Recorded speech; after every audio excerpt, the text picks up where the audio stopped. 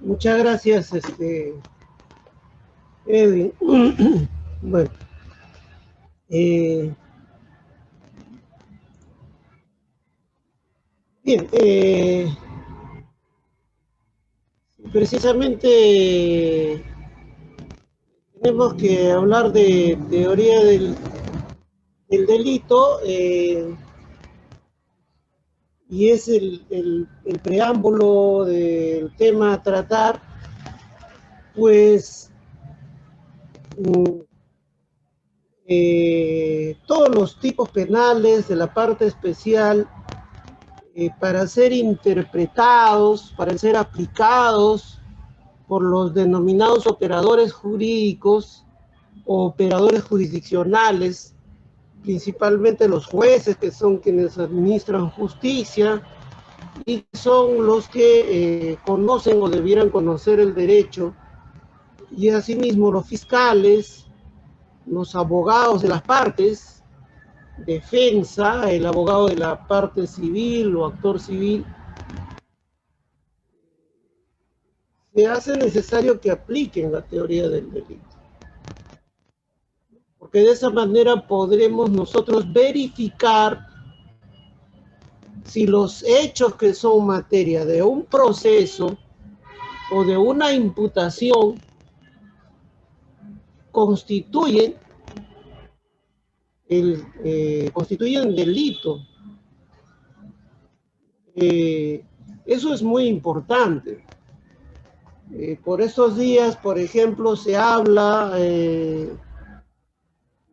se mencionan, por ejemplo, el tema eh, de formular denuncias penales por tal o cual delito en el contexto político y social que nos encontramos.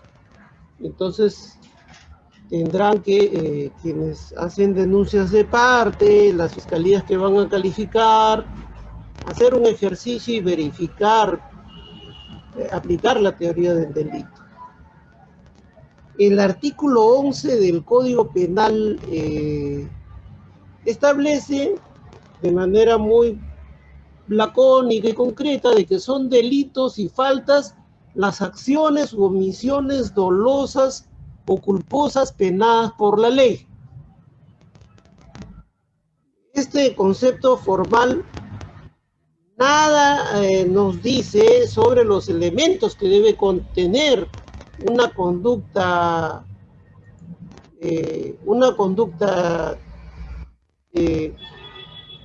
sancionada por la ley con una pena. Esa es la razón por la que tenemos que recurrir a la doctrina penal, sirviéndonos de la teoría del delito como un instrumento conceptual que nos va a permitir determinar jurídicamente si un hecho, materia de un proceso penal, tiene la consideración de delito. Porque muchas veces tenemos el tema de que se va al código, ¿no? Claro, es, digamos, como primer ejercicio, sí, tomamos nuestro código y verificamos, pues, ¿no? Si acá está literalmente, es muy probable que si en nuestro código está, ¿no? La descripción, es probable de que se configure delito. Pero no podemos quedarnos en eso. Tal vez quienes no tienen formación jurídica o quienes o sea, no están formándose jurídicamente. Y cuando digo que estén formándose o estemos en formación, no me refiero solo a nuestros amigos que están en pregrado, porque en todo campo del conocimiento la formación es constante, nunca dejamos de aprender, nunca dejamos de formarnos, y más aún con las características que tiene el derecho y el derecho penal, que está en un constante cambio, en un constante desarrollo. Entonces, todos, quienes están en pregrado, quienes podrían estar en posgrado, quienes ya habrían egresado, quienes estuvieran ejerciendo, ya sea dentro de una institución pública o de manera privada, estamos en formación. Entonces, quienes estamos formándonos en el derecho penal, no podemos decir, bueno, leo mi código y ya está. No, damos una lectura al código y ya está. No, ese es un primer paso. Tenemos que aplicar la teoría del delito. Por eso es que de manera muy acertada, Duralex, Sedlex ha denominado a esta conversación, esta charla, a esta clase, si podemos, si así se ha llamado, la teoría del delito y el delito del cohecho. Entonces, en la doctrina penal encontramos ya un concepto más amplio del delito. Ya no simplemente lo que dice el artículo 11, acciones u omisiones dolosas o culposas penadas por la ley, no. Ya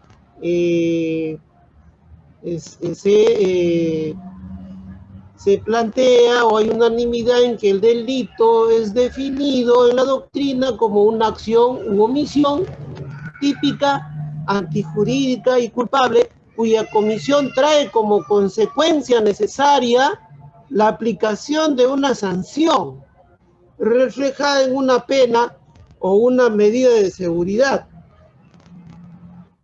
Y ese es el método que vamos a utilizar para el estudio de los tipos penales contenidos en la parte especial del Código Penal y el del delito que vamos a analizar ahora. Bien, el tipo penal de cohecho es por excelencia el tipo penal clásico de lo que conocemos como corrupción. Escuchamos decir a muchos cuando hoy con justeza la juventud,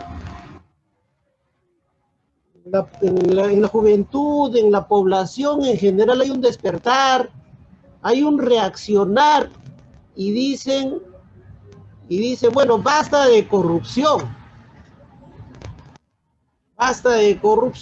o ya acabemos con la corrupción, pero hay personas o hay ideas que transitan la sociedad y dicen, pero si siempre hubo corrupción,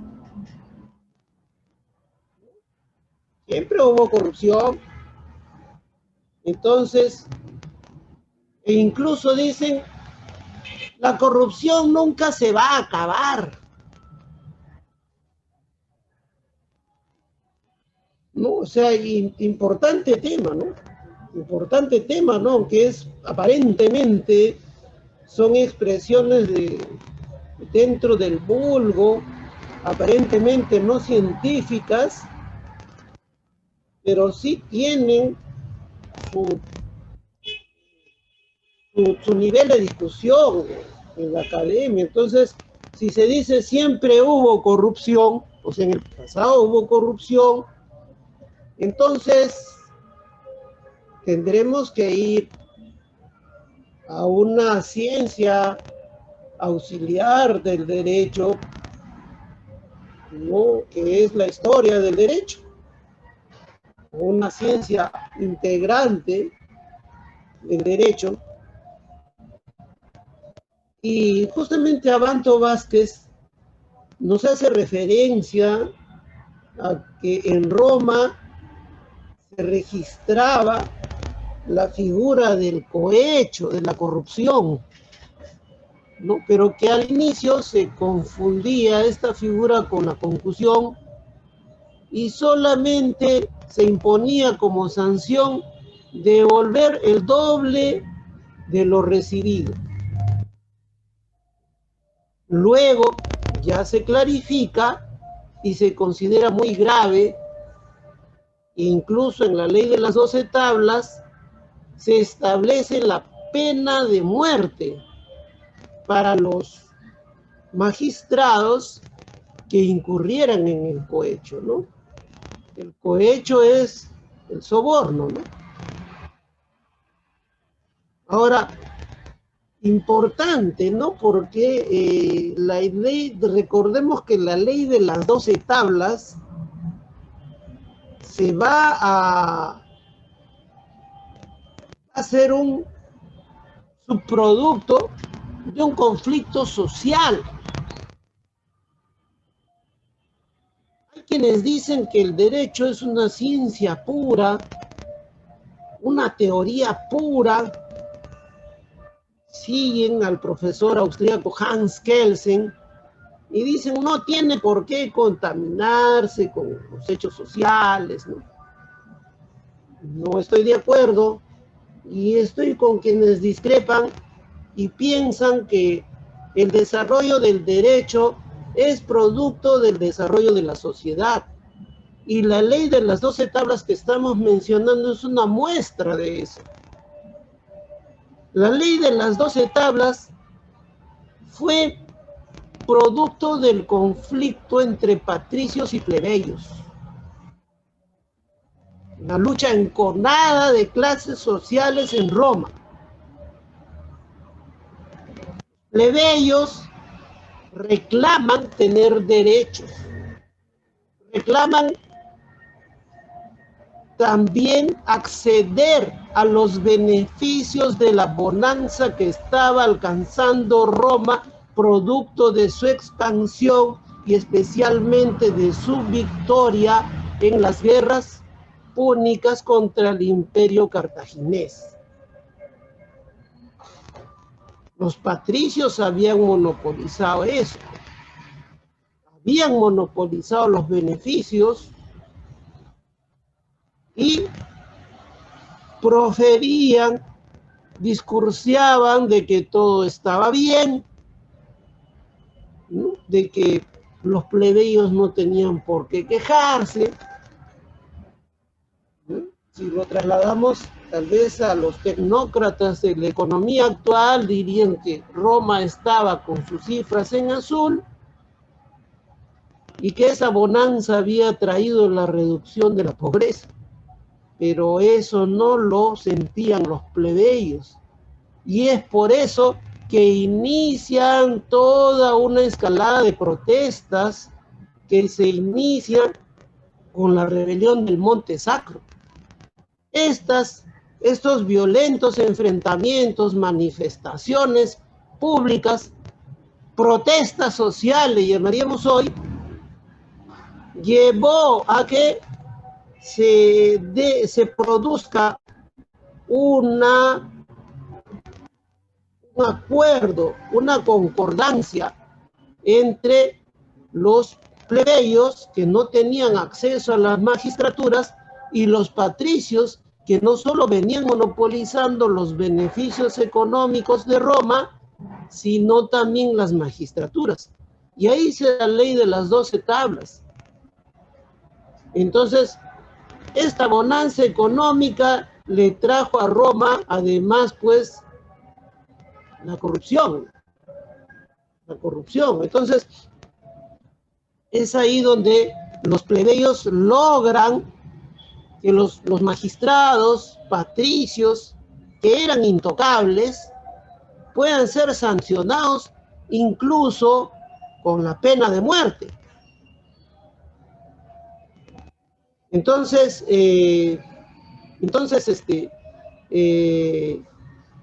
esto es lo que se va a dar en Roma, ¿no? Y un poco que le da la razón hasta cierto punto a quienes dicen que siempre hubo, ¿no? Pero habría que ver si antes de Roma, en las culturas, hubo corrupción, ¿no? Siempre y en todas partes así habrá sido una materia a investigar, ¿no? Como fue en Grecia, como fue en Mesopotamia, en Egipto, y antes de que surgieran los estados, los denominados estados esclavistas. Actualmente también hay países donde se aplica la pena de muerte. China, por ejemplo, es un ejemplo, un caso, y se habla también, se dice, bueno, pues en China sí se aplica la pena de muerte y acá no la aplicamos, pero al parecer ni siquiera ese es un remedio eficaz porque se sigue aplicando, o sea, siguen presentándose los casos de corrupción, de cohecho en China. Y bueno, el resto del espectro, la mayor parte de países, como el nuestro, que está inscrito, digamos, en un derecho cuya matriz es de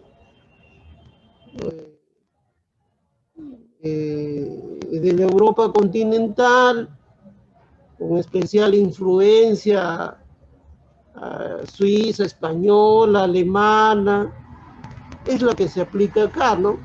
Privación de la libertad, y se le ha ido combinando la pena de multa, las inhabilitaciones, y esto también es materia, pues, de las discusiones políticas, ¿no? Si es que se va a aplicar la inhabilitación perpetua, etcétera, cuestiones que ya se han llegado a aprobar en nuestra legislación. La inhabilitación para delitos de corrupción de funcionarios.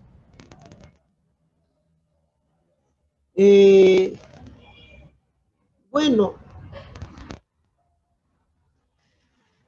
el tema también nos trae en el contexto mundial también a ver nuestra situación. Por ejemplo, el derecho peruano, ¿desde cuándo se establecen normas para combatir la corrupción? Y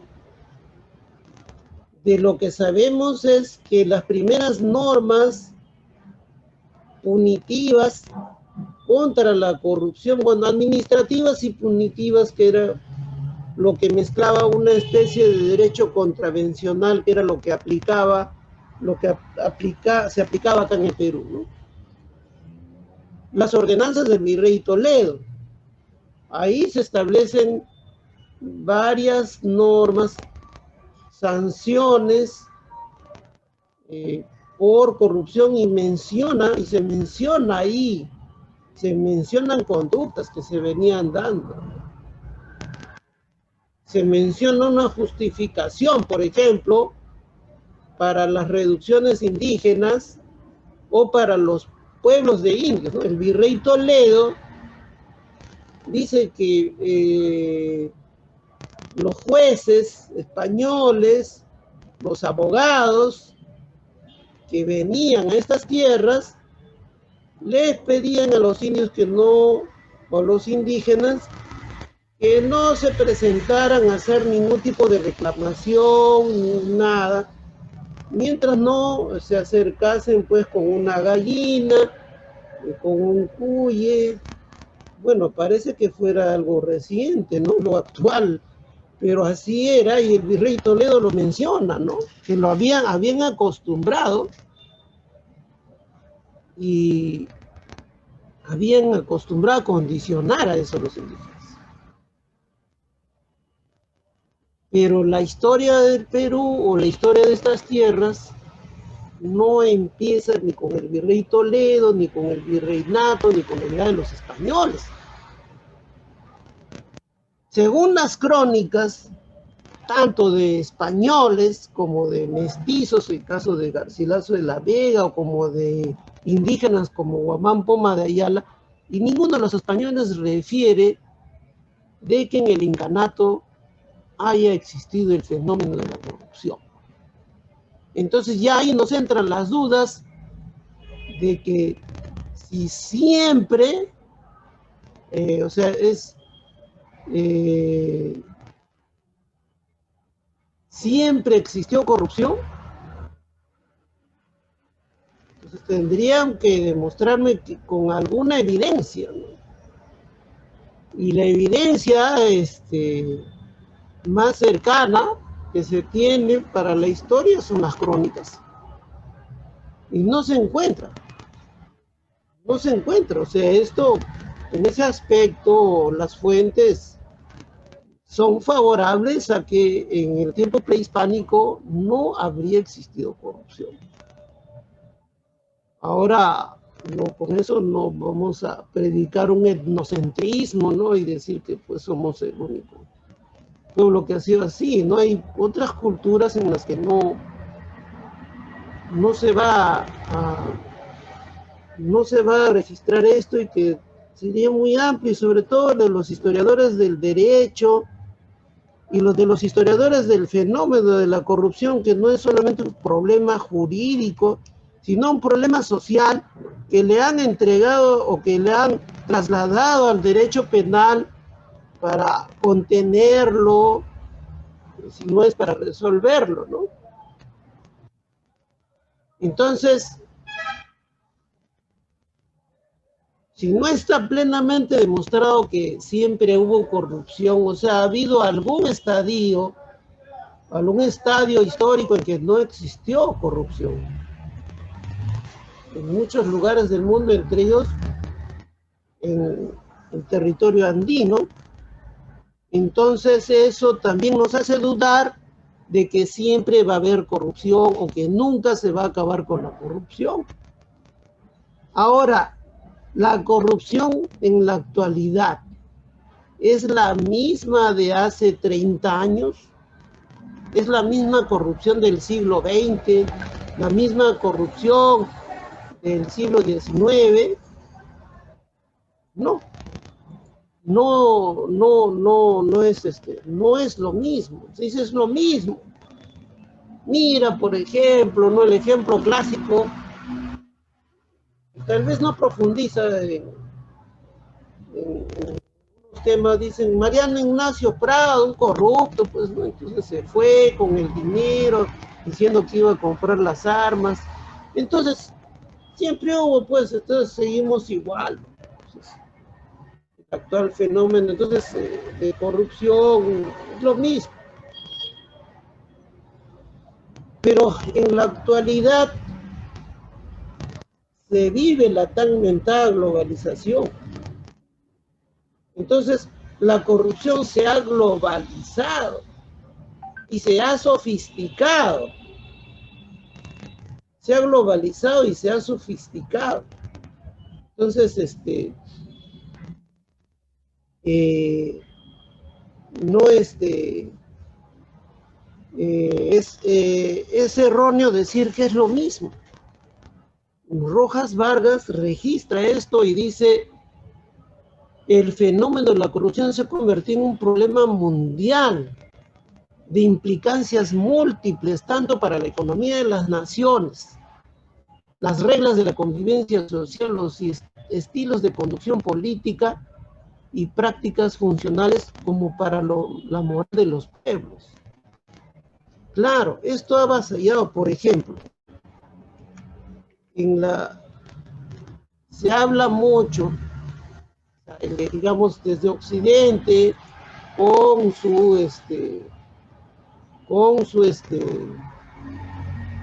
con el conocido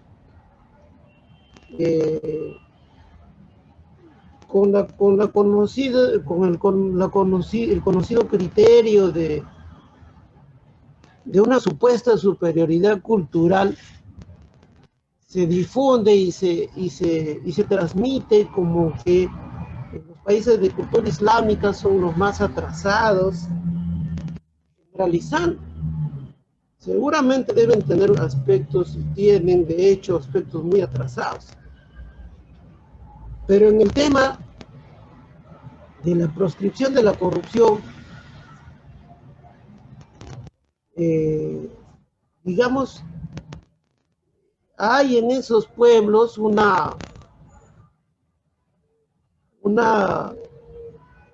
solidez, digamos, de moral en la sociedad, digamos, el fenómeno de corrupción es de menor intensidad. Pero este tema de la globalización afecta incluso a esos pueblos que pudieron mantenerse hasta cierto punto incólumes frente al fenómeno de la corrupción. O sea, sociedades, pueblos donde no existía, no se veía, no era frecuente, mejor dicho, el tema de la corrupción. Entonces la globalización ha traído eso. Entonces no es... algunos doran la píldora y dicen, pues, ¡ay, qué maravilla la globalización! Todo es bonito, hemos llegado. No, ha traído, así como ha traído cosas buenas, ha traído cosas muy negativas. Está el tema de la globalización de la corrupción. Nunca en toda la historia se ha generado una preocupación por la incapacidad, la impotencia de los estados y de los sistemas jurídicos para poder siquiera contener el fenómeno de la corrupción. Entonces, la globalización tiene mucho que ver en eso.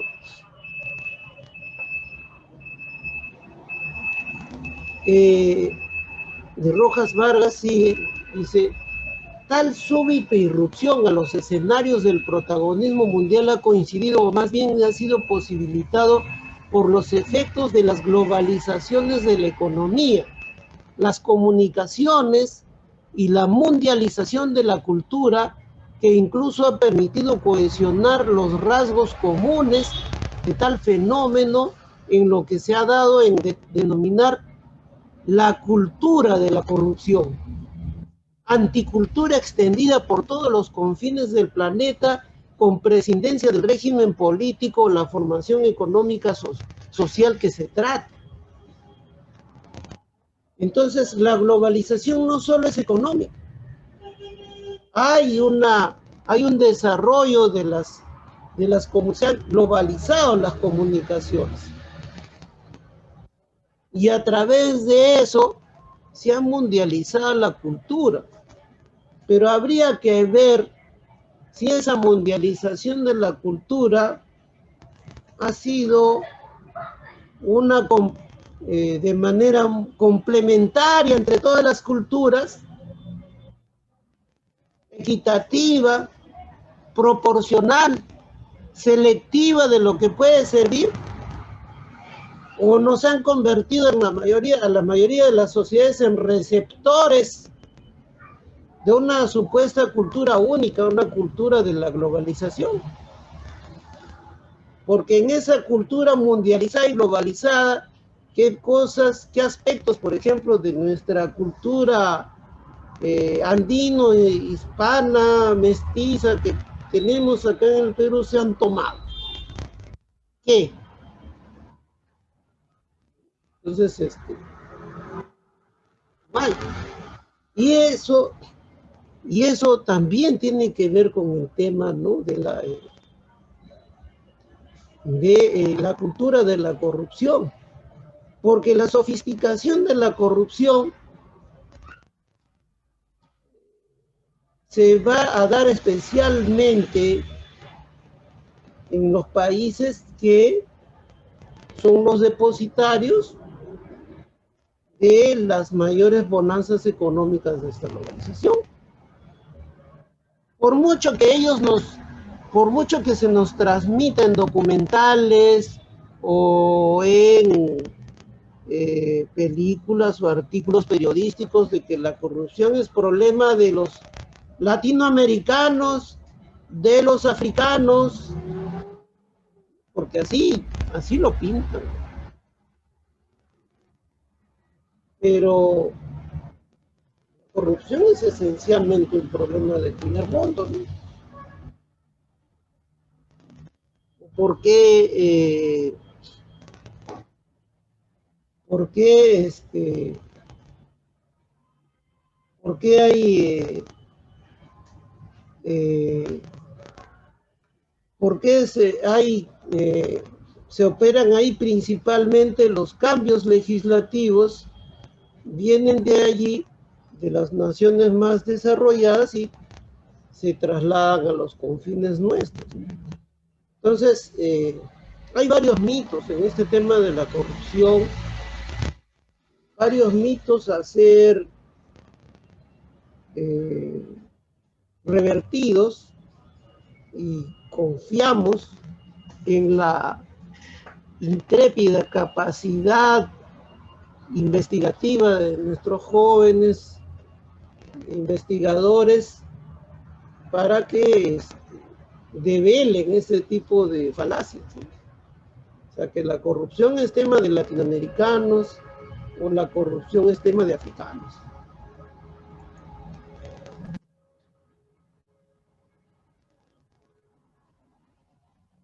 Eh, Sebastián Soler plantea una postura que es citada por Reategui Sánchez. Históricamente el cohecho tenía su origen, según Soler, en los abusos de ciertos funcionarios, especialmente de los que gobernaban en lugares alejados, y sobre todo la dificultad de la prueba en un acto concreto de corrupción determinaron que por una acción genérica dirigida contra el enriquecimiento pudiera pedirse tanto lo que el funcionario había logrado por venta de un acto de autoridad como lo que hubiese logrado por vía extorsiva. Digamos, y lo atribuye a los funcionarios que están en las zonas alejadas. Hoy nos traslada a nuestra realidad. Se mueve bastante opinión pública para referir que la corrupción solo está en los gobiernos regionales y locales. En el gobierno central, con la corrupción, y se hablan de el gobierno central, se hace referencia a que la corrupción solamente se produce en el poder ejecutivo. Pero si vemos los anales judiciales de, de la Corte Superior de Lima o de la Corte Suprema, vamos a ver muchos procesos en que se investigan no solo funcionarios del Poder Ejecutivo, sin dejar de reconocer que ahí se da pues una buena porción. Hay congresistas que son procesados por delitos de cohecho y otros delitos de corrupción, magistrados, secretarios, fiscales, no todos, ¿no? Algunos estamos viendo que son procesados. Entonces no es tan cierto eso de que la corrupción solo está en los gobiernos locales.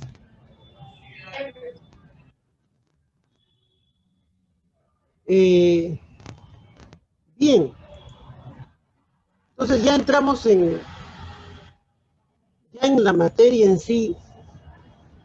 Los delitos de corrupción de funcionarios, y específicamente lo que tiene que ver con cohecho,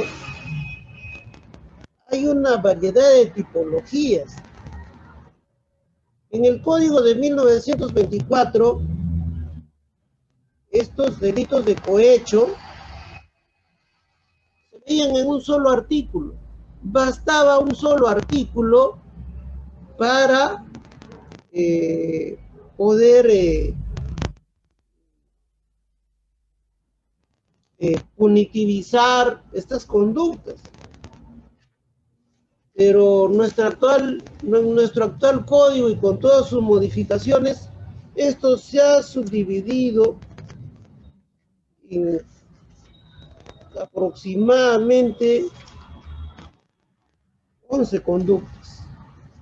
O sea, de 393, 393A, 393 el cohecho pasivo propio, 393A el soborno internacional pasivo, 394 cohecho pasivo impropio, 394A corrupción de funcionarios en programas de apoyo, 395 cohecho pasivo específico, 395A cohecho pasivo propio en el ejercicio de la función policial, 395B, cohecho pasivo impropio en el ejercicio de la función policial, 396, corrupción pasiva de auxiliares jurisdiccionales, 397, cohecho activo genérico, 397A, cohecho activo transnacional, 398, cohecho activo específico,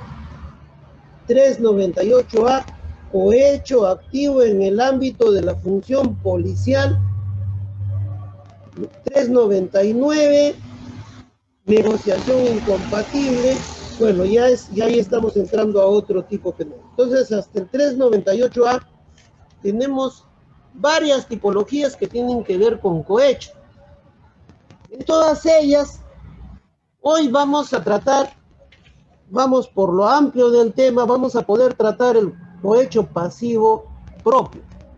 Pero vamos a tener que referirnos al bien jurídico protegido que cautela, que resguardan estos tipos penales. Salinas Siccha refiere sobre el bien jurídico, que el bien jurídico genérico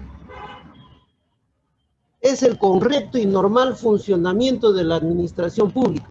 En cambio, respecto al bien jurídico específico, se han ensayado hasta 3 posiciones. Muy bien, acá debemos precisar que a nivel de la doctrina hay unanimidad en que los delitos contra la administración pública en general hay un bien jurídico genérico que es el correcto y normal funcionamiento de la administración pública, y que cada tipo penal tendría un bien jurídico específico. Según Salinas Siccha, sobre el cohecho sobre los delitos de cohecho habrían hasta 3 posiciones. Una, que el bien jurídico es tutelar los deberes que nacen del cargo, función o atribuciones con la consiguiente fidelidad hacia la administración pública a la que están obligados los funcionarios y servidores públicos. B, tutelar el principio de imparcialidad en el desenvolvimiento de las funciones y servicios por parte de los sujetos públicos. Sus decisiones deben tomarse sin la intervención de interferencias. ¿No? Esto es lo que plantea refiriéndose a Banto Vázquez. Y la tercera, C, sería tutelar los actos de oficio de la compraventa de prestaciones efectuadas por particulares u otros funcionarios o servidores públicos. Ahora,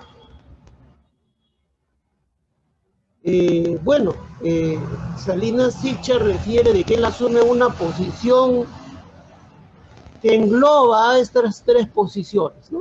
Porque él dice que considera que las 3 posiciones resumen desde visiones distintas el bien jurídico específico que se pretende tutelar con el tipo 393 del Código Penal. Entonces, bueno, asume una posición el profesor Salinas Siccha, ¿no? Bastante pragmática. Dice, bueno, para mí las 3 están magníficas y pero tiene que ser una de ellas, pues, ¿no? Entonces no puede haber tres, o son tres bienes jurídicos. Entonces, es lo que no aclara, ¿no? Su posición, Salinas Sicha. Peña Cabrera Freire sí es un poco más específico en su posición. Dice, para nosotros el bien jurídico tutelado ha de corresponderse con los conceptos elementales que guían la administración pública en el marco de un Estado constitucional de derecho. No puede ser otro que la imparcialidad.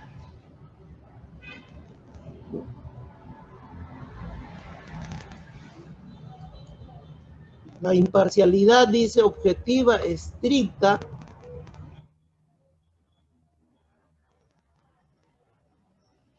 legalidad, como baluartes esenciales de toda la función pública. Más allá en mérito, acepciones etéreas, corre el gran riesgo de definir conductas como típicas que aún no resultan quebrantadoras de dichos intereses jurídicos.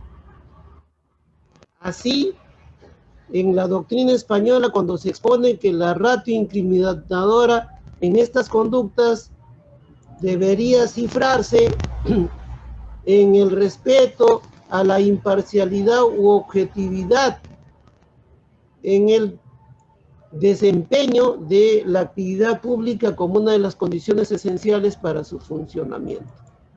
Entonces, Peña Cabrera toma posición por la segunda que señala Salinas Sicha, la imparcialidad.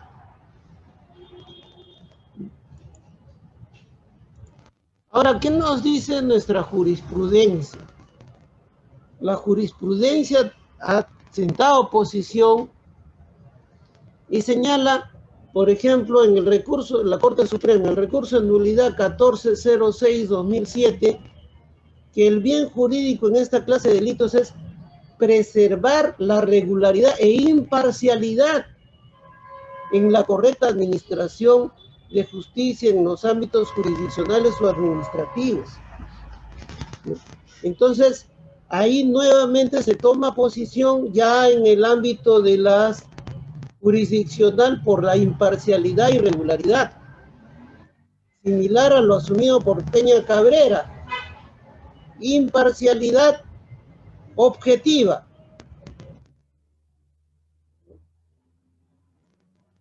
El recurso de nulidad 1406-2007 dice imparcialidad, regularidad e imparcialidad. El recurso de nulidad 521 de 1998 refiere la conducta dolosa del encausado al solicitar prebenda económica con el fin de paralizar su decisión jurisdiccional ha vulnerado los principios de una correcta administración de justicia y de los deberes de lealtad, probidad, veracidad, honradez y buena fe que todo magistrado debe observar. Entonces, tenemos que acá similarmente se plantea el tema de la probidad, tiene que ver con la imparcialidad, pues, ¿no? Entonces, la veracidad con la objetividad.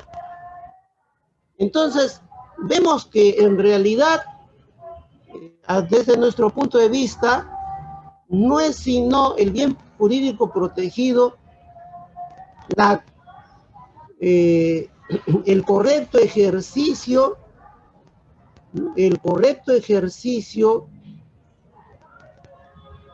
el legítimo y correcto ejercicio de la función pública expresado en sus facetas de regularidad, imparcialidad, objetividad, veracidad, honradez, buena fe.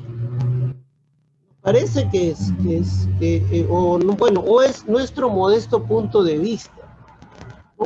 Se había ya, creo que ha sido ya bastante criticada una postura que planteaba de que bien jurídico protegido era el prestigio de la administración pública. Esto fue motivo de mordaces críticas por parte de Abanto Vázquez, de Rojas Vargas, ¿no? Quienes dicen, pero ¿cuál prestigio puede tener la administración pública, ¿no? Está sumamente desprestigiante la sociedad precisamente por este fenómeno de la corrupción. Pero en fin, entonces vemos que hay materia, y si traemos otras opiniones de juristas, vamos a ver que en el tema del bien jurídico protegido, no, pese a que la jurisprudencia tiene una línea a nivel de la doctrina, no se llega a unanimidad, ¿no? Por ejemplo, el profesor Raúl Martínez Guamán refiere de que desde su postura él no asume de que exista bien jurídico protegido, en todo caso la vigencia de la norma, ¿no? La confianza que ha depositado el Estado en el funcionario público ha sido defraudada porque el funcionario tenía que mantener la vigencia de la norma, ¿no? Entonces, bueno, desde una postura funcionalista, normativista, ¿no? De funcionalismo normativista, ¿no? No la compartimos, pero interesante, ¿no? Y esto nos da a ver, como yo creo que en la mayor parte de los tipos penales de la parte especial, el bien jurídico protegido es un tema a explorar, un tema bastante rico a explorar, bueno, que va a servir, por ejemplo, para quienes quieren enfocar, por ejemplo, trabajos de investigación hacia la parte dogmática, ahí pueden encontrar una beta, y en el caso de los delitos de cohecho, vemos que no se ha construido de una manera nítida, consolidada, el tema del bien jurídico protegido. Entonces,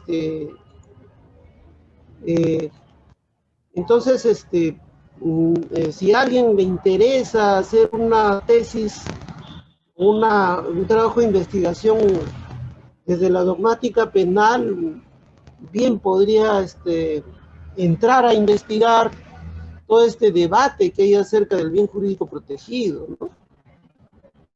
Pero no solo en la academia, ¿no? Sino también en nivel también del ejercicio, porque del ejercicio de la profesión.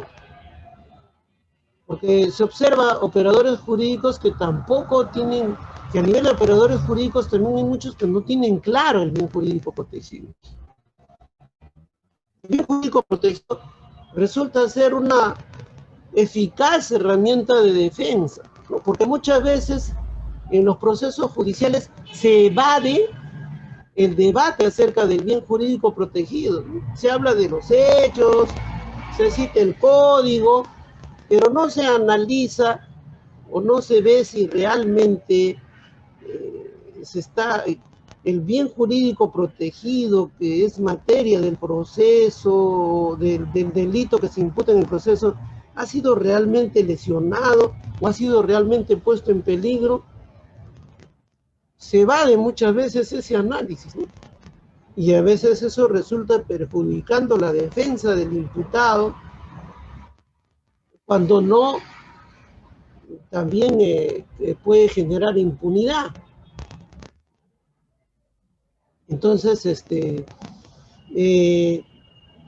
lo que esto, y más aún, ¿no? Si tenemos en cuenta de que el bien jurídico protegido cumple una función de baremo, una función para limitar la capacidad punitiva del Estado frente al ciudadano, ¿no? Entonces, en esencia, pues, tiene que ver con una cuestión esencial del derecho penal, ¿no? Porque el derecho penal existe precisamente para brindarle garantías, para poner límites a la capacidad punitiva del Estado.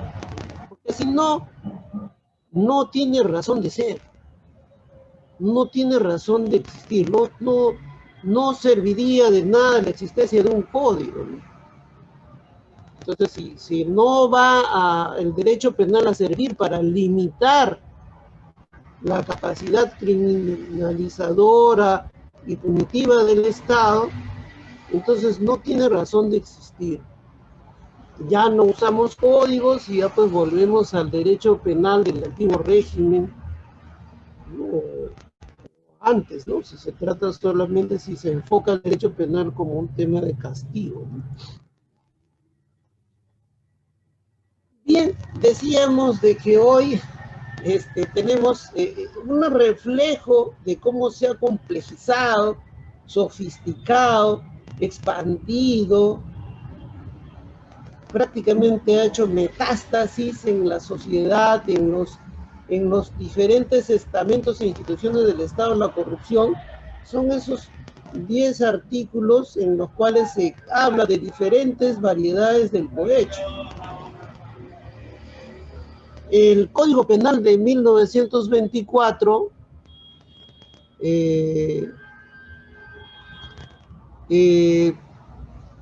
solamente trataba este tema en un solo artículo, el 349.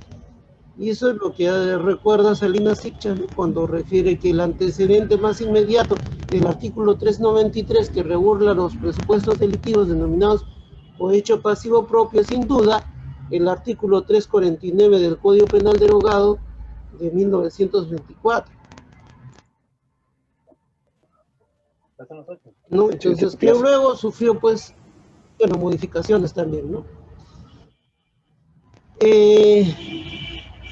Bien, ya la descripción típica del cohecho pasivo propio lo tenemos en el artículo 393 del Código Penal.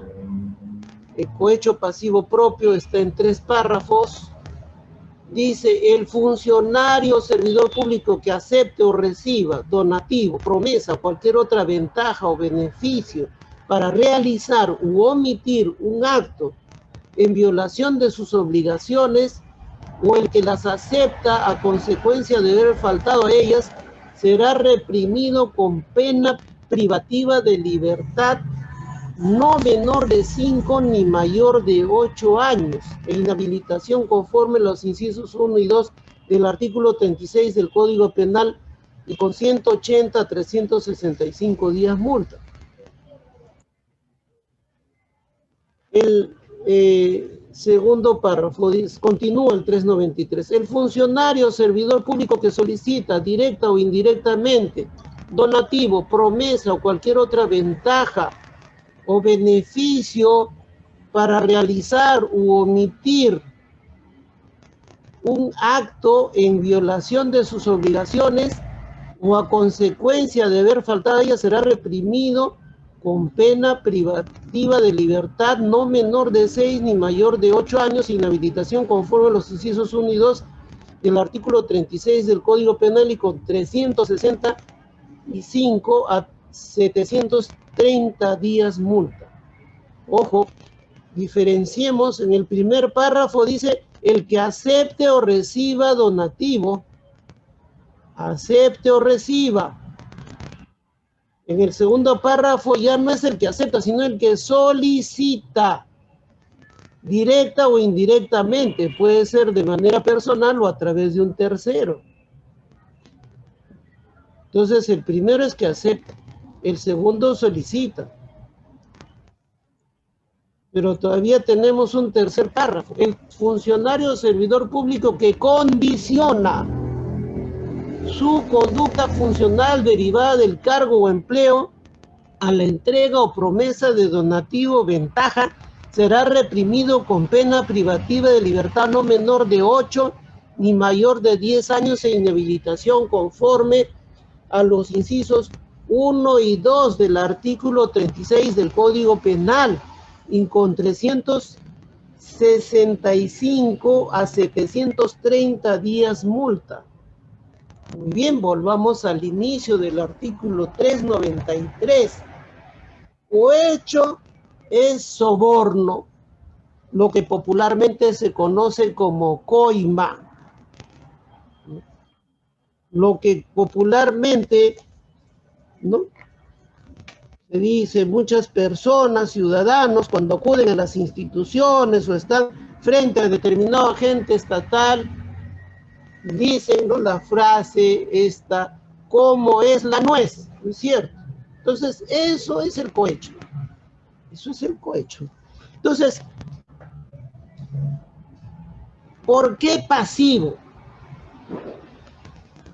Porque el funcionario se limita, según los redactores, según el legislador, dice que se limita a recibir. Claro, en el primer párrafo dice acepte o reciba, ¿no? Acepte o reciba, ¿no? Él puede simplemente con el acto de aceptar o recibir el donativo, promesa o cualquier otra ventaja que el administrado, que el interesado le alcanza, le embolsilla, le provee para violar sus obligaciones como funcionario, ¿no? O cualquier otra ventaja o beneficio, ¿no? Puede ser un donativo, puede ser una promesa, cualquier otra ventaja o beneficio, no necesariamente tiene que ser dineraria, no necesariamente tiene que ser dineraria, puede ser de otra índole, puede ser de otra índole, puede ser un intercambio de favores, ¿no? Una compensación de favores, ¿no? Incluso hasta de índole sexual, como se ha visto en muchos casos. Entonces, ¿para qué con qué finalidad acepta a consecuencia de haber faltado, ¿no?, o por realizar u omitir un acto propio de sus obligaciones? O sea, por hacer o por no hacer.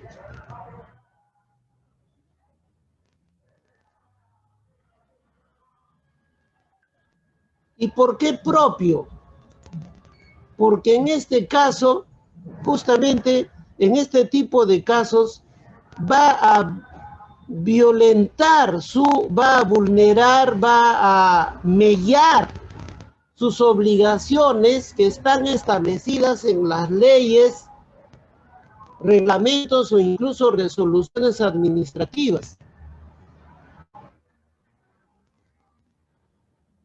Las va a realizar contraviniendo esas normas administrativas u omitiéndolas, inaplicándolas. Entonces, por eso es propio, porque en el cohecho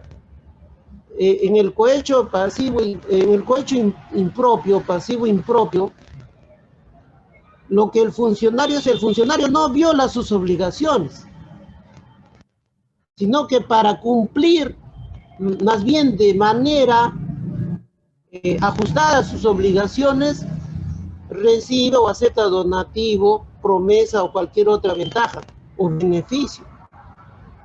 Entonces ahí deviene impropio, porque él no tiene, o sea, si usted coteja la actuación del funcionario, va a encontrar que su actuación está ajustada a derecho. Entonces, va a ver que está ajustada a los reglamentos, entonces eso es impropio. Pero acá estamos analizando el cohecho pasivo propio. Cuando lo hace o lo acepta, recibe para realizar el acto administrativo de manera irregular o para omitir el cumplimiento del acto administrativo en que está obligado. Ahora, claro, hay críticas, dicen, pero ¿cuál pasivo? Si acá en el segundo párrafo me está diciendo que él solicita y eso no es muy pasivo, que digamos. Y Rojas Vargas critica en ese sentido. Pero así así se ha configurado. Bueno, acá ya él no se limita a recepcionar, sino que él solicita, directa o indirectamente. Puede ser el funcionario personalmente o a través de un tercero. Un donativo, una promesa, cualquier otra ventaja o beneficio, igualmente para realizar u omitir un acto en violación de sus obligaciones o a consecuencia de haber faltado a ellas.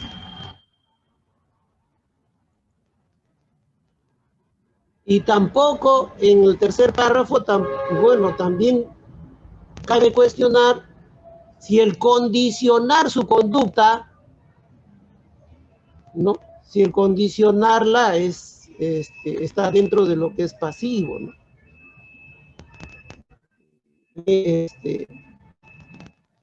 Entonces, esta es la descripción legal que tenemos y la globalización de la corrupción ha hecho de que hayan convenios internacionales, ¿no? Contra la corrupción, y uno de ellos es la Convención de las Naciones Unidas contra la Corrupción, del año 2005.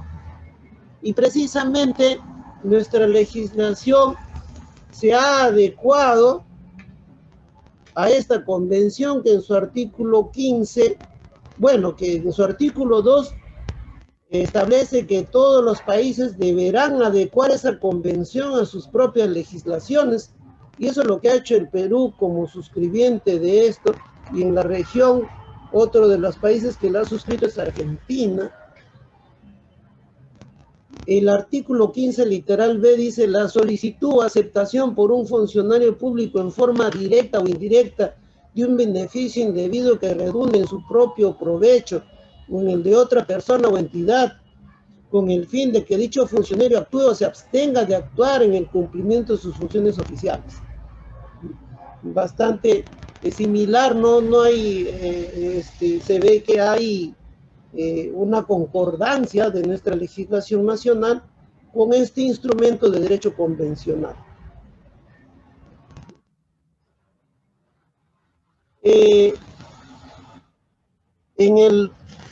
Sobre el cohecho pasivo propio, para entrar a la descripción del tipo penal, la tipicidad objetiva, debemos tener en cuenta el recurso de nulidad 1091-2004. En su cuarto fundamento jurídico refiere que previo al análisis de la conducta de los procesados resulta pertinente precisar conceptos relativos al tipo penal imputado, que en efecto el delito de corrupción de funcionarios previsto en el artículo 393 del Código Penal tiene como verbo rector, entre otros, el término aceptar, el mismo que se entiende como la acción de admitir voluntariamente lo que se le ofrece por parte del funcionario o servidor público a iniciativa del particular que ofrece o entrega un donativo, promesa o cualquier ventaja, y el funcionario o servidor público que acepta lo ofrecido para realizar u omitir un acto en violación de sus obligaciones, de tal manera que la aceptación constituye la conducta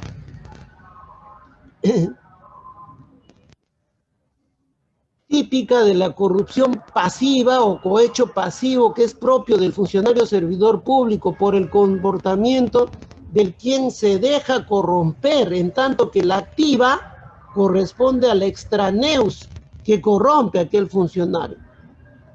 Claro, entonces se dirá, ¿y qué pasa pues con el corruptor, no? ¿Qué pasa con el que le ofrece, no, o le entrega el donativo, la promesa o cualquier otra ventaja al funcionario? Ese tiene su propio tipo penal, ¿no? Es el cohecho, el cohecho activo, ¿no? Entonces, eso para diferenciar lo que estamos comentando anteriormente. Ahora, el sujeto pasivo en el cohecho pasivo propio es siempre un funcionario en el ejercicio de sus funciones. Así, Peña Cabrera Freire comenta, según se desprende de la redacción normativa, la calidad del autor solo puede ostentarla aquel que se encuentra revestido de la función pública, funcionario o servidor público, quien debe actuar con ocasión de los servicios públicos que presta la nación. Por tales motivos se erige como un delito especial propio.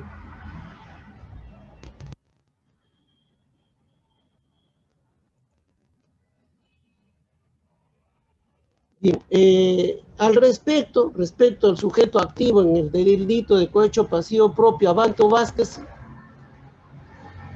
escribe que no puede ser sujeto activo del delito cualquier funcionario público, sino todo aquel que actúe en el ámbito de sus propias funciones.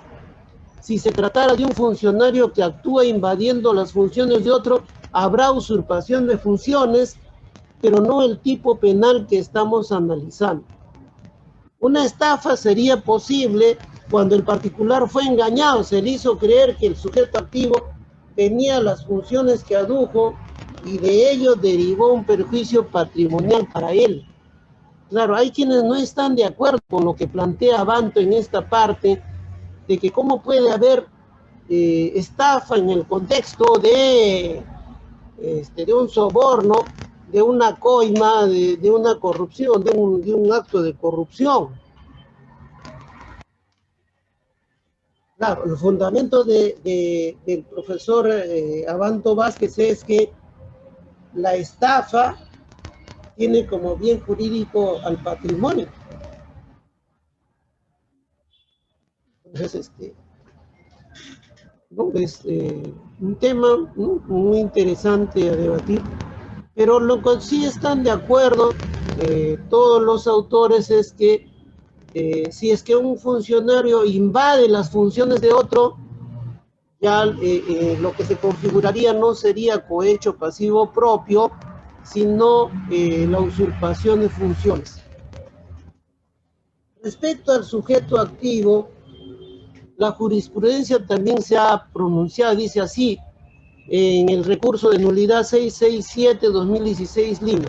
Así, todas las hipótesis deberán estar vinculadas a actos en general inherentes a la función o servicio del sujeto activo, pues de tratarse de prestaciones que no ingresan a su ámbito de competencia del funcionario o servidor, el supuesto hecho imputado dejará de ser delito de cohecho pasivo propio para configurar otros ilícitos penales tales como el tráfico de influencias, estafa o participación en cohecho. Es decir, la jurisprudencia acepta esta tesis de Abanto Vázquez de que se puede configurar incluso la estafa, así como otros tipos penales, ¿no? Pero siempre incidiendo en que el sujeto activo es un funcionario, ¿no?, que actúa dentro del ámbito de las funciones que le están establecidas, y esto lo tendremos que verificar en la ley orgánica de esa institución pública o en su reglamento de organización y funciones, ¿no?, el famoso ROF. El sujeto pasivo. ¿Quién es el sujeto pasivo? El sujeto pasivo es el Estado. Y en general, en todos los delitos contra la administración pública, no podría ser otro que el Estado. Díez Ripollés dice que el sujeto pasivo es el titular, el portador del bien jurídico protegido. Y si el bien jurídico protegido en general es la justa, la correcta, el correcto ejercicio de la administración pública, ¿Quién es el titular de la administración pública? No puede ser un particular. Es necesariamente el Estado, la institución estatal. Entonces, así, por ejemplo, el recurso de nulidad 2081-2012 Lima Norte, dice, noveno, que conforme a lo solicitado por el señor fiscal supremo en lo penal en su dictamen de fojas 29, cuadernillo de esta instancia suprema en este tipo de delitos, cohecho pasivo propio, el sujeto pasivo está constituido por el Estado, en su condición de titular de todas las actuaciones que toman lugar en los diversos estamentos de la administración pública. Por tanto, al haberse considerado también como agraviados a Fanor Abdel Tobar Salinas y Carlos Eduardo Tobar Salinas, debe enmendarse dicha situación. Entonces, el particular que dice, pero yo le di, yo le doné, o la decisión salió adversa a mi persona, no puede constituirse como agraviado. Últimamente se están dando decisiones muy cuestionables a nivel de los jueces. Se ha realizado el Pleno Jurisdiccional Nacional de los Jueces Superiores. Acaba de terminar el mes pasado, Pleno Jurisdiccional Penal y Procesal Penal 2021, se han reunido los jueces superiores de todo el país y, por ejemplo, plantean de que en el delito de violencia y resistencia a la autoridad, no solo el Estado es agraviado, sino el funcionario que pueda ser afectado. ¿No? Digamos, un efectivo policial que le rompen un botón, ya pasa a ser sujeto pasivo, porque según ellos dicen que en el artículo 140 del Código Procesal Penal se refiere que agraviado es todo aquel que resulta afectado por la conducta ilícita. Pero un momento, el tema del sujeto pasivo y sujeto activo no es materia procesal penal, es un tema de la dogmática penal. Por eso estamos partiendo de la teoría del delito. Eso es pretender abolir la teoría del delito, o sea, traer una solución procesal para un problema sustantivo. Ahí, por ejemplo, también hay material pues para las tesis, ¿no? Cuando se sostiene, entonces el administrado también, ¿no? También puede constituirse en agraviado. Otra cosa es que se aplique procesalmente como un sujeto afectado, pero no como sujeto pasivo, ¿no?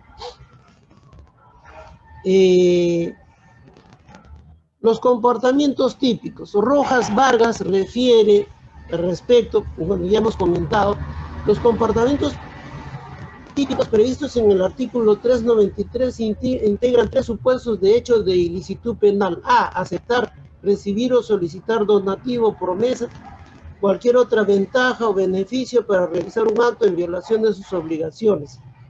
B. Solicitar o aceptar donativo, promesa o cualquier ventaja para omitir un acto en violación de sus obligaciones. C. Aceptar donativo, promesa o cualquier ventaja a consecuencia de haber faltado a sus deberes. Cada supuesto a su vez comprende diversas modalidades específicas de comisión delictiva. O sea, Rojas Vargas, siguiendo el esquema del artículo, de cómo está redactado en el código, lo ha separado en tres partes, o sea, los tres partes. Pero viendo las modalidades que cada párrafo contiene, creemos, al igual que Salinas Sicha, que lo podemos desdoblar hasta en 8 modalidades. La primera modalidad, la variante aceptar donativo, promesa o cualquier otra ventaja o beneficio para realizar, o sea, en este caso es para que realice un acto contraviniendo sus obligaciones, ¿no? El recurso de nulidad 1091-2004 hace referencia a ello cuando refiere que el artículo 393 del Código Penal tiene como verbo rector entre otros el término aceptar, el mismo que se entiende como la acción de admitir voluntariamente lo que se le ofrece por parte del funcionario o servidor público. En la segunda modalidad sería aceptar donativo, promesa o cualquier otra ventaja, pero esta vez para omitir un acto. Salinas Siccha dice, la segunda modalidad se configura cuando el sujeto activo recibe donativo o cualquier otra ventaja o beneficio para prescindir u omitir un acto en violación de sus deberes normales que desarrolla al interior de la administración pública. Aquí el verbo rector es recibir, que se entiende como percibir, embolsar, tomar o acoger algo. En tal sentido, el hecho punible se configura, perfecciona cuando el agente, funcionario o servidor público, con la finalidad específica de abstenerse, incumplir, descuidar o prescindir de un acto quebrantando sus deberes al interior de la administración pública, percibe, toma, acoge, embolsa o recibe un donativo o cualquier otra ventaja indebida. Bueno, acá tenemos nuestra discrepancia con que tomar sería recibir, ¿no? Porque tomar más, pues, creo que no tendría mucha sinonimia con recepcionar o con recibir, ¿no? En fin. Tercera modalidad, la variante aceptar donativo, promesa o cualquier otra ventaja o beneficio consecuencia de haber faltado a sus obligaciones. El verbo en esta modalidad de aceptar que se entiende como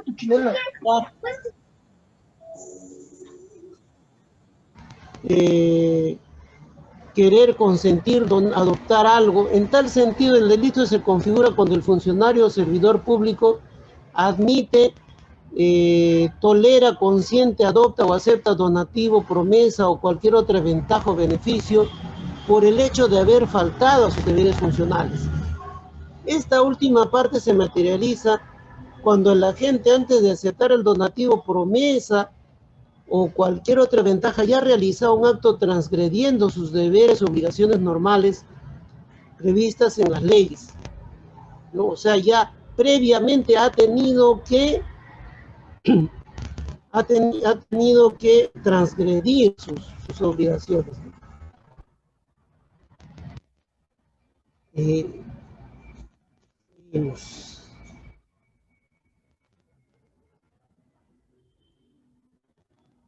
La cuarta modalidad, el solicitar directa o indirectamente donativo, promesa o cualquier otra ventaja para realizar un acto, ¿no? Como lo dijimos, el mayor es, digamos, el legislador razona en que hay un mayor disvalor en solicitar que en recibir, ¿no? Porque en este caso él ya toma la iniciativa, entonces ya involucra activamente la voluntad delictiva del sujeto, del agente público, que a diferencia de la simple conducta pasiva de aceptar o recibir, implica una iniciativa. Entonces, Salinas Siccha refiere que resulta en esa perspectiva más dañino para las valoraciones sociales y más lesivo al bien jurídico protegido el hecho de que un funcionario se atreva a requerir donativo, ventaja o beneficio, tome la iniciativa al implicar ahí un compromiso mayor en el quebrantamiento de roles especiales de la gente, lo que amerita un trato punitivo superior, ¿no? Por eso que tiene una mayor pena, ¿no? La quinta modalidad, solicitar directa o indirectamente donativo, promesa o cualquier otra ventaja para omitir un acto, ¿no? En este caso,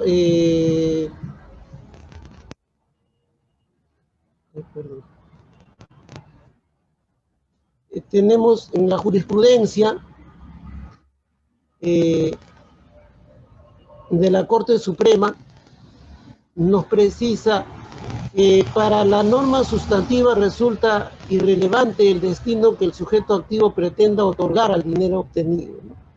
Claro, en este caso, el agente solicita directa o indirectamente el donativo, la promesa, para omitir un acto propio de su función que está normado en legislación administrativa, como son leyes, decretos supremos o reglamentos. Ahora, tiene poca importancia el destino que le dé a lo recibido, ¿no? Y eso es lo que nos señala la jurisprudencia. Porque, por ejemplo, en este caso, un congresista refiere que el donativo no era para él, sino era para apoyar la candidatura de su esposa. Pero la Corte Suprema plantea que eso no lo exime de responsabilidad, por cuanto el cohecho pasivo propio se funda en el quiebre de su integridad, en la transgresión a los dictados de su función, situación que se manifiesta cuando éste solicita la ventaja pecuniaria bajo el ofrecimiento de no investigar actos irregulares en de la caja de pensiones militar policial, lo que implicaba un recíproco intercambio de prestaciones en quebrantamiento de su mandato como congresista. Entonces ahí, en este caso, se ha configurado esta quinta modalidad, ¿no? La sexta modalidad se configura cuando el sujeto activo, de forma directa o indirecta, pide, procura, gestiona, solicita, requiere la entrega de un donativo por el hecho de que antes ha faltado a sus deberes o obligaciones funcionales. Esta última parte se materializa cuando el agente, antes de solicitar o requerir el donativo, promesa o cualquier otra ventaja, ya ha transgredido sus deberes normales previstas en leyes, normas administrativas o reglamentos.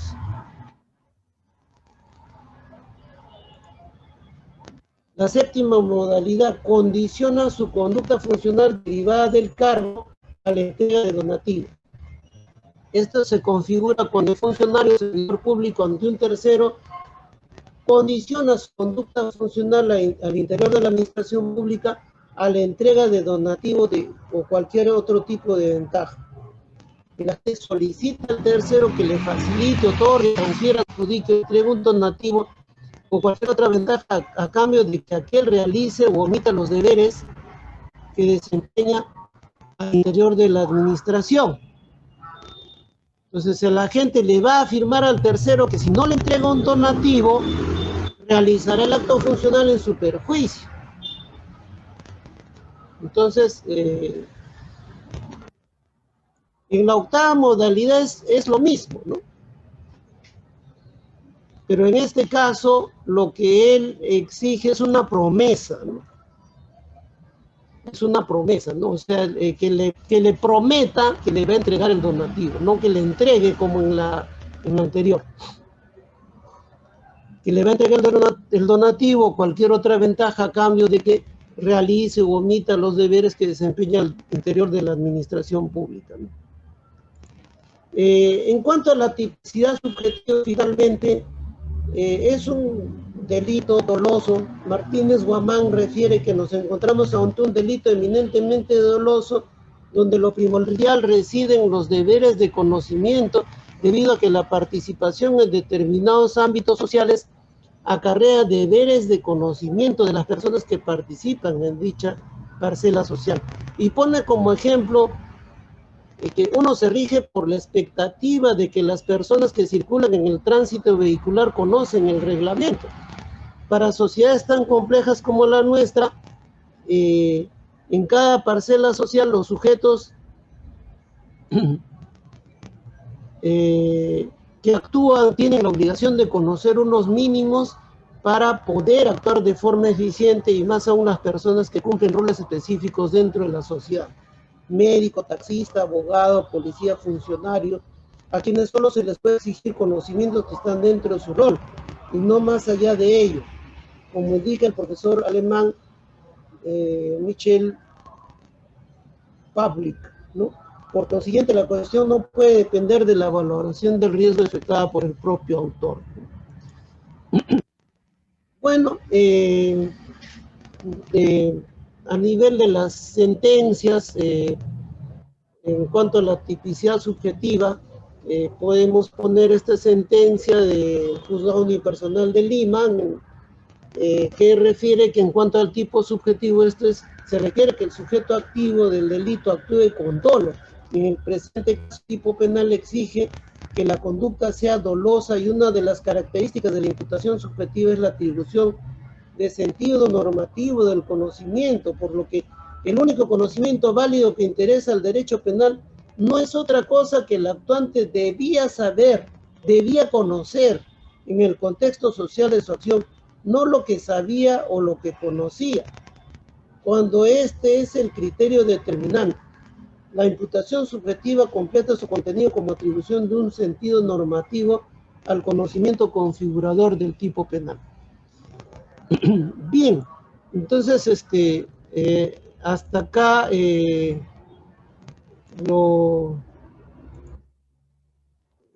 que podría yo referir sobre el tema y bueno, atento a las